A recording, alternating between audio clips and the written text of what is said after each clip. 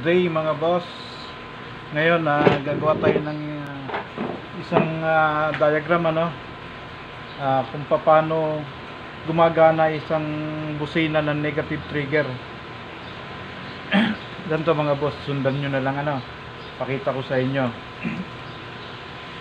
Dito sa negative trigger na to, ito ang horn switch, etong stop horn etong ignition switch,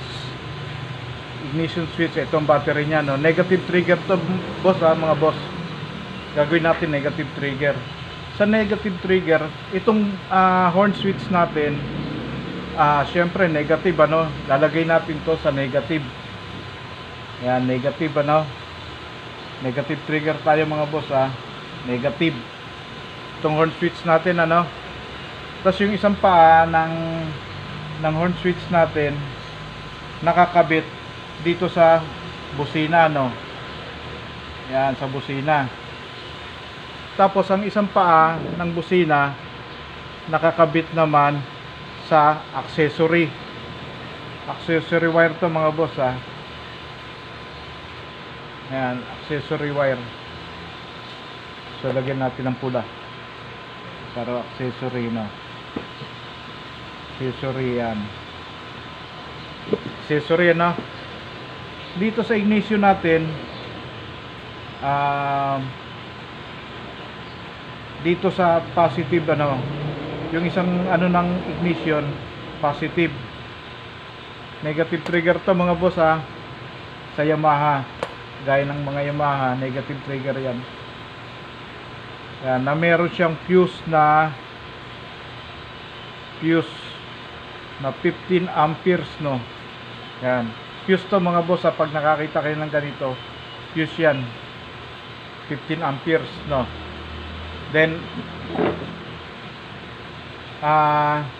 ganito lang kasimple ganito lang kasimple ang negative trigger natin na busina ganito lang, stock horn lang yan mga boss Pag pindot ng horn switch natin, magkaka power tong negative papunta dito sa stock horn natin.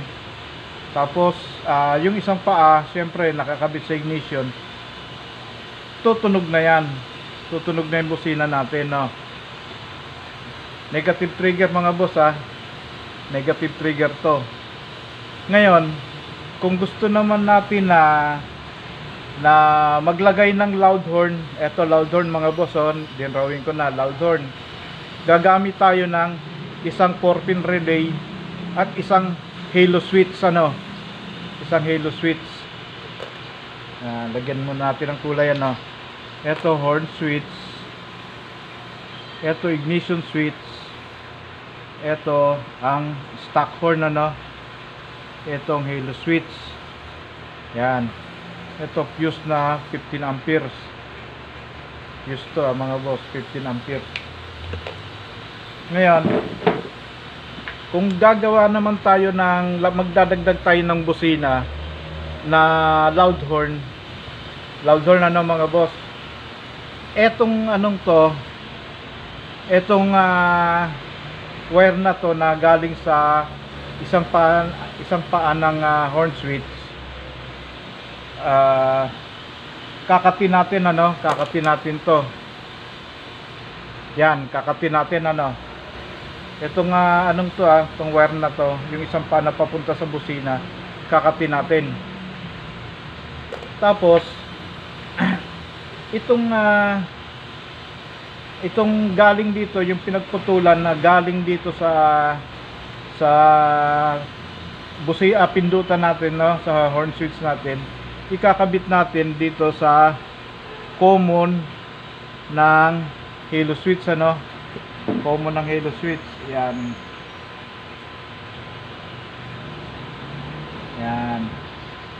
dyan siya nakakabit mga boss yan dito natin itatap dahil sa kinat natin na ito cut na to cut, lagyan natin ng cut. Yan, cut na to mga boss.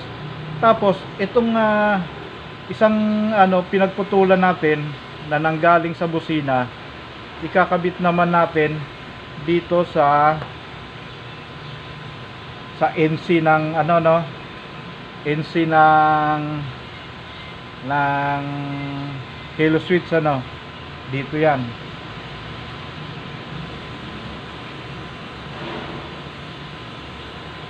Yan, dito naman siya no, kakabit natin dito sa NC no.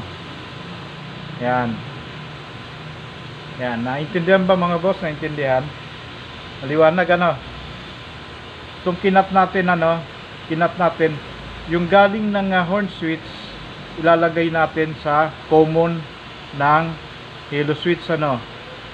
Tapos yung pinagputulan na galing ng busina, ikakabit natin dito sa NC no, normally close ano. Kasi etong Halo switch, pag hindi mo pa pinipindot, ang magka-connect niyan etong common at saka etong NC. Yan, yan dalawang magka-connect. Ngayon pag pinindot mo na siya, lilipat dito sa normally open ano, NO dito. Ngayon dito naman tayo no, sa loud horn natin na ikakabit ano. Etong 85 ikakabit natin sa NO natin ano, normally open. Ayan. Itong 85 ang galing ng relay ano, 4-pin relay ano. Yan. Nakakabit sa 85 ano. Yan. Tapos dito sa busina natin, meron siyang tag-iisang wire at bali dalawang wire ano, tag-isa, isang positive tsaka isang negative ano. So etong positive niya no, tong red na to no, itong positive. Yan, etong black, etong negative ano. Itong negative, itong black na to. Yan. Etong 87 ng relay natin, itong 87 ng relay, itatap natin dito sa positive ng busina natin ano. Diyan yan, yan ang connection niya ano, sa 87. Tapos etong 86 kakabit natin dito sa ignition ano, dito sa ignition natin, kakabit natin ano, sa ignition. Dito yan sa ignition ano, sa may accessory ano, ACC. Yung pagka nag-on ka ng susi, tsaka lang siya magkaka-power ano, yan ang ACC ano. Yan, okay mga boss ha, ACC. Yan, itong 86 ano, nakabit sa ACC ano, accessory natin ano. Kung Yamaha ang motor nyo, ang accessory niyan is light brown. Light brown kung Yamaha no. Sa ano naman, sa Honda, ang accessory niyan is black. Yan. Ito mga boss ha, 86 nakakabit sa accessory. Ngayon, etong 30 natin, itong 30 kakabit natin dito sa battery no, diretso to sa battery na merong siyang fuse.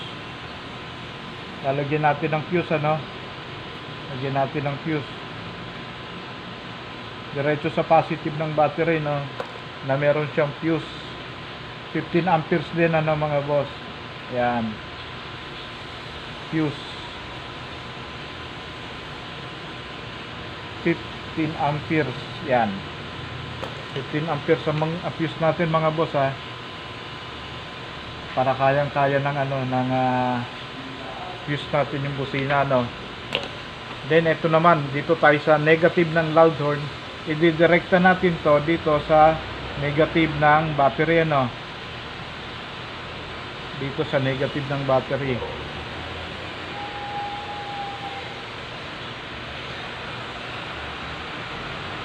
Yan, sa negative ano, yan, negative ng battery.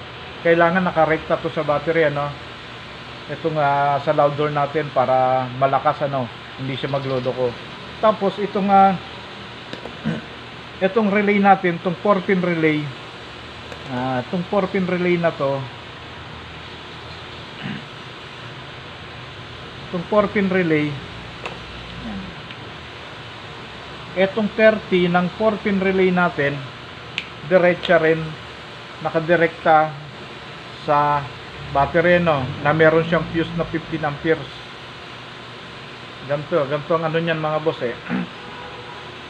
Pag pindot na itong ano natin, itong halo switch natin, ano, itong busina natin, horn switch, nakapunta dito sa common, ano, diyan natin itinap, ano, dahil ano na to, para sa dual horn, ano.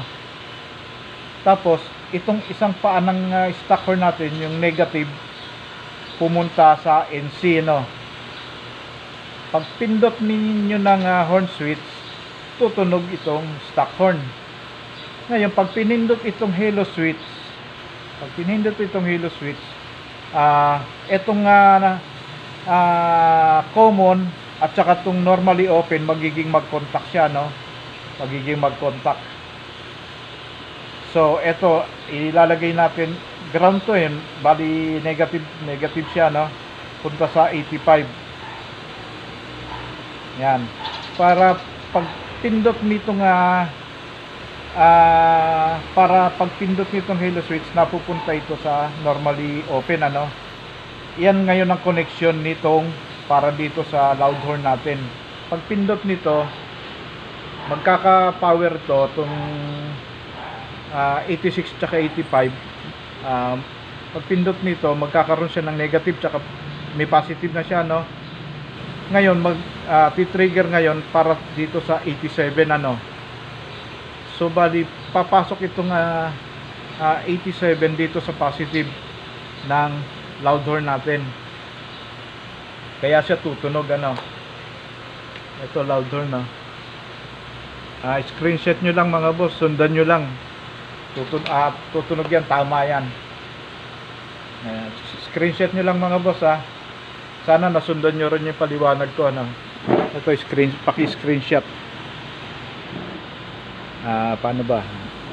Medyo yan.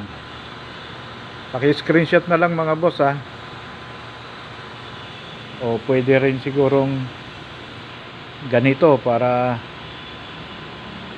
ayan, medyo malinaw-linaw, mga boss. Paki-screenshot na yan. So hanggang dito na lang muna, no. Good day, mga boss, at huwag ninyo sanang kalimutan, ano, paki-subscribe naman ng channel ko sa YouTube, ano. Tsaka pakipindot na rin ang notification bell, paki-like na rin at share, ano, para pare-parehas naman tayong updated sa mga gagawin pa nating susunod na video.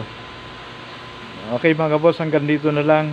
Maraming salamat at God bless sa inyong lahat.